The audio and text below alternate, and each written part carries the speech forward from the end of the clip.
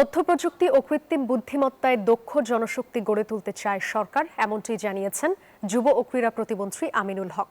রোববার বগুড়ায় বিশেষ প্রশিক্ষণ কার্যক্রমের উদ্বোধনী অনুষ্ঠানে বক্তব্য রাখেন তিনি। এ উদ্যোগকে কর্মসংস্থান সৃষ্টির গুরুত্বপূর্ণ পদক্ষেপ হিসেবে উল্লেখ করেন স্থানীয় সরকার প্রতিমন্ত্রী মীর শাহে আলম।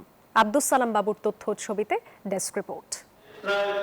তথ্যপ্রযুক্তি ও কৃত্রিম বুদ্ধিমত্তায় দক্ষ জনশক্তি গড়ে তুলতে শুরু হয়েছে এআই প্রশিক্ষণ প্রকল্প। প্রথম ধাপে দেশের ৬৪ জেলার ১৬০০ তরুণ তরুণী অংশ নিচ্ছেন।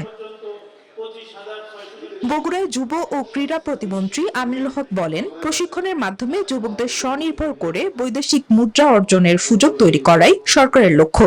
প্রত্যেকটি যুব এবং যুব নারীকে স্বনির্ভর করা এবং তারা যাতে দেশে বিদেশে কর্মসংস্থান নিশ্চিত করে আমরা যাতে তাদের মাধ্যমে বৈদেশিক মুদ্রা অর্জন করতে পারি, সেটাই হচ্ছে আমাদের এই প্রযুক্তি আজকে বাস্তবায়নের প্রধান লক্ষ্য। সব মশার বিরুদ্ধে সুরক্ষা দিতে এলো বসুন্ধরা এক্সট্রিম অ্যারোসল, মশার বিরুদ্ধে এক্সট্রিম সুরক্ষা। স্বচ্ছতার সঙ্গে প্রকল্প বাস্তবায়ন করা হবে বলেও জানান তিনি।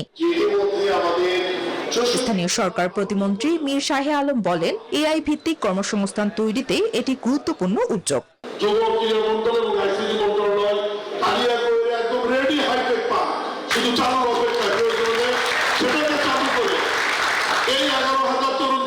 সেখানে নিয়ে গিয়ে তাদের কর্মসংস্থান এবং সবচাইতে উচ্চমানের হাই স্পিডের ইন্টারনেট সার্ভিস দিয়ে তাদের এই সার্ভিসের আওতায় নিয়ে আসা যেতে পারে। এ সময় ফ্রিল্যান্সাররা নিজেদের অভিজ্ঞতা তুলে ধরেন।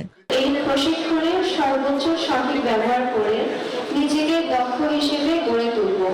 আমার দেশকে আমি বড় করব, এটা আগে মাথায় নেবেন। ৮৩,০০০ আবেদনকারীর মধ্য থেকে যাচাই শেষে ১৬০০ জনকে নির্বাচন করা হয়েছে। ২ মাসের প্রশিক্ষণে প্রতি জেলা থেকে ২৫ জন অংশ নেবেন। ২ বছরে ১১,২০০ দক্ষ উদ্যোক্তা তৈরির লক্ষ্য রয়েছে। Desk report, news 24।